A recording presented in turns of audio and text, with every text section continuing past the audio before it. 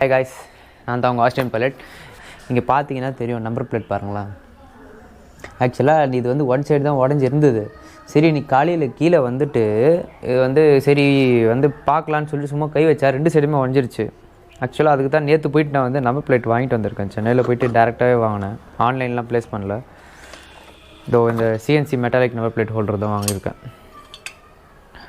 சரிங்களா, இதை வந்து நான் போட்ட பிறகு காட்டுறேன். அப்புறமா சிம்பிளாக என்னன்னு சொல்லிட்டு நான் பாக்ஸ் திறந்து வேறு ஆங்கிள்லேருந்து காட்டுறேன்.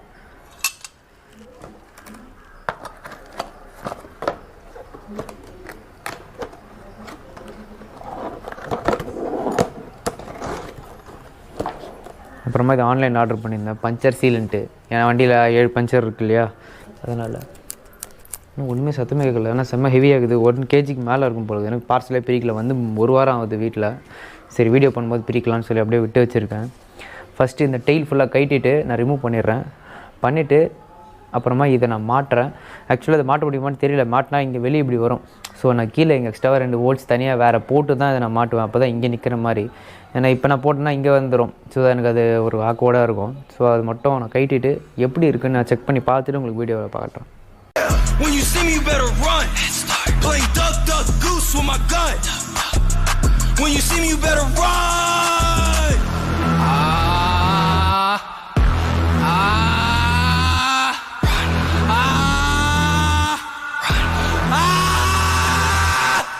Rack City bitch, rack city.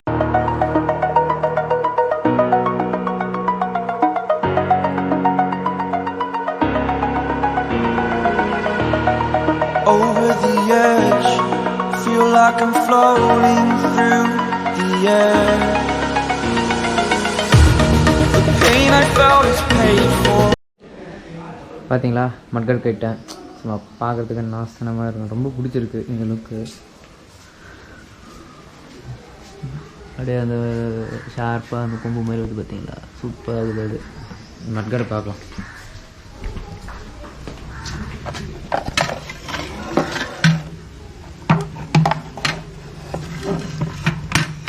கொஞ்சம் அழுக்காக இருக்கும், கண்டுக்காதீங்க. இது தெரியுதுங்களா,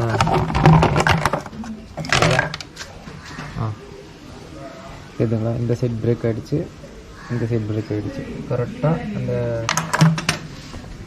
இது மட்டும் கரெக்டாக மெர்ஜ் இருக்கிறதுல இது மட்டும் இப்போ நான் கைட்டிட்டு மாட்டணும். இங்கே பார்த்தீங்கன்னா ஹோல்ஸ் இங்கே 2 போட்டிருக்கோம், இங்கே 1 ஒயர் போகிறது போட்டிருக்கோம். பட் நான் இந்த இடத்துல அதை மாட்டி பார்க்குறேன். மாட்டினா ஆக்வர்டாக இல்லைனா இப்படி விட்டுருவேன், இல்லைனா இங்கே ஹோல்ஸ் போடுவேன். இங்கே ஹோல்ஸ் போட்டுட்டு இந்த ஹோல்ஸ்லேயே அந்த ஒயர்லாம் உள்ளே விட்டுருவேன். ஓகேங்களா, ஸோ சி நான் அட்டாச் பண்ணிட்டேன். பட் நான் ஃபிக்ஸ் பண்ணலை, போல்ட்டெல்லாம் எதுவும் போடலை. பார்த்தீங்கன்னா போல்ட்டெல்லாம் எதுவும் போடலை, ஜஸ்ட் அட்டாச் பண்ணியிருக்கேன். என்னென்னா இது வந்து ஒரு R15 கரெக்டாக இருந்திருக்கும். ஓகேங்களா, ஏன்னா இது உள்ளே போய்ட்டு வெளியே வரது கரெக்டாக ஃபிக்ஸ் பண்ணுறதுக்கு என்ன பண்ணுவேன்னா, நான் இங்கே தான் ட்ரில் போடணும். இங்கே தான் ட்ரில் போட்டு இது இங்கே மாட்டினா தான் இந்த நம்பர் பிளேட் வந்து இங்கே நிற்கும். சரிங்களா, இதில் லைட் கூட இருக்குது. ஸோ அதான் பண்ணோம். இது ட்ரில் மிஷின் யார்கிட்டையுமே ஃப்ரெண்ட்ஸுங்க கிட்ட பார்த்தா இல்லை.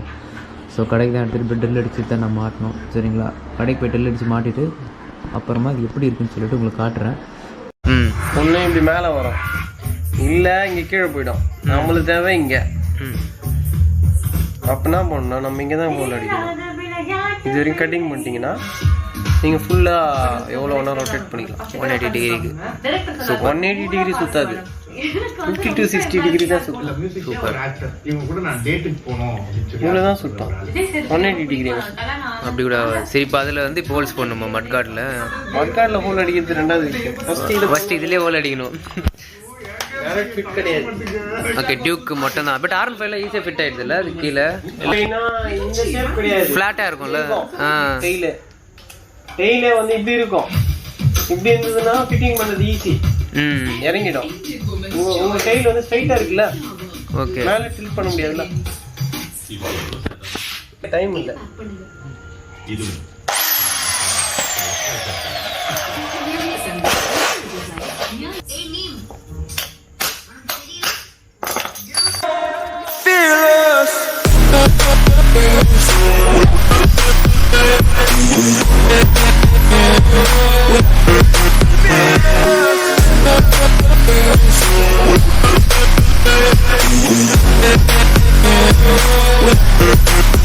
ஓகே, இப்போ ஃபுல்லாக கிரைண்ட் பண்ணியாச்சு இந்த ஓட்டையை ட்ரில் வச்சு.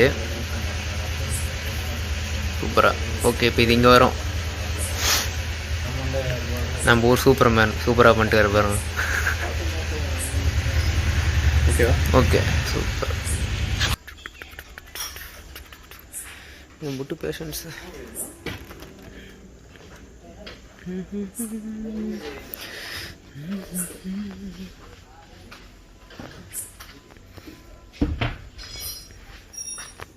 எவ்வளோ பேஷண்ட்டுங்க வந்திருக்காங்க பார்த்தீங்களா? எல்லாம் அட்மிட்டட்.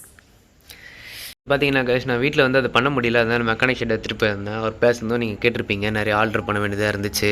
ஏன்னா அது வந்து R15 வந்து ஷார்ப்பாக இருக்கும்னால ஈஸியாக ஃபிட் பண்ண முடியும். பட் இது வந்து அப்படி கிடையாது. பார்த்தீங்கன்னா தெரியும், இங்கே வந்து எக்ஸ்ட்ரா ஒரு போல்ட் போட்டு அது கீழே இறக்கியிருக்காரு. நடுவில் வந்து இந்த ஷேப் பார்த்தீங்கன்னா இது வந்து இப்படி வருது. ஸோ அதனால் இது ஃப்ளாட்டாக இருக்கனால, இது வந்து ஃபுல்லாக ஃப்ளாட்டாக இருக்கனால நிற்காதனால அவர் என்ன பண்ணார்னா நடுவில் ஒரு இது வச்சுட்டு இங்கே வந்து டவுன் சைஸ் பண்ணிவிட்டு பண்ணார். அதுக்கப்புறமா எனக்கு நம்பர் பிளேட் வந்து இப்படி தூக்கி இருக்கிற மாதிரி வேணும்னு சொன்னாங்க. ஏன்னா இது வச்சுன்னு பார்த்தீங்களா ஃப்ளாட்டாக நிற்கும், இப்படி இருக்கும். ஸோ இப்படி இருந்துச்சுன்னா இருங்க வைட் ஆங்கிள் மாத்திரம், இப்படி இருந்துச்சுன்னா முக்கியம் இருக்கும் பார்க்குறதுக்கு, அதனால கொஞ்சம் தூக்கி இருக்கணும் அப்படின்னு சொல்லிட்டு பண்ணேன். இப்போ தான் கொஞ்சம் லுக்கு நல்லா இருக்கும்னு சொல்லிட்டு. இதில் லைட்டும் வருது, லைட் சரியான பிரைட்டு.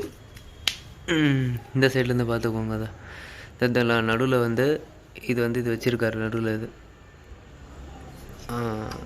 வந்து இது வச்சுருக்காரு, அந்த போல்ட்டு கீழே அடுக்கி பண்ணியிருக்காங்க. சூப்பராக பண்ணார். அவ்வளோதான். தென் இது வந்து டயர் சீலண்ட் வந்து நான் அடுத்த வீடியோவில் காட்டுறேன். நான் ஒன்றும் பிரிக்கவே இல்லை. ஏன்னா இதுக்கே வந்து பார்த்தீங்கன்னா முந்தா நேற்று ஸ்டார்ட் பண்ணது, நேற்று மெக்கானிக் ஷெட்டு, இன்றைக்கி அதுக்கு மறுநாள் தான் நான் வீடியோவே பண்ணுறேன். இந்த சைட் லுக் பாருங்கள், நல்லா இருக்குதான்ட்டு இதுக்கு. ஏன்னா நம்பர் பிளேட் வந்து இது கீழே வந்து இப்படி வருதா, ஸோ பார்க்கறதுக்கு அது ரோபோட்டிக் மாதிரி தெரியுது. எனக்கு ரொம்ப பிடிச்சிருக்கு.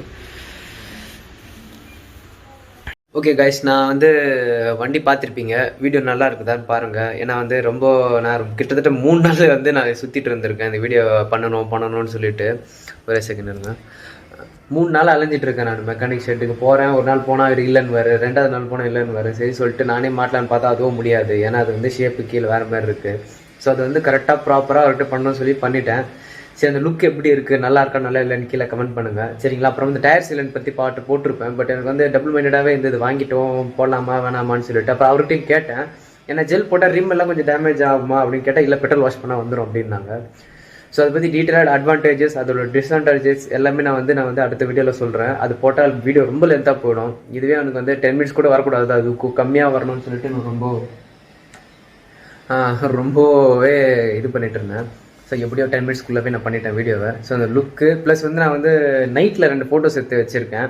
அதையும் நான் வந்து அட்டாச் பண்ணணும்னு நினச்சேன், அந்த வீடியோவில் பண்ணலை. ஸோ நான் பேசி முடிச்சிட்டு பிறகு அது வரும். அந்த வீடியோஸ் மட்டும் ஃபோட்டோஸ் அட்டாச் பண்ணியிருப்பேன். ஏன்னா அந்த லைட்டு வந்து அவ்வளோ பிரைட்டாக இருக்குது அந்த லைட்டு, சரிங்களா? ஸோ உங்களை நான் வந்து நெக்ஸ்ட் வீடியோவில் மீட் பண்ணுறேன்.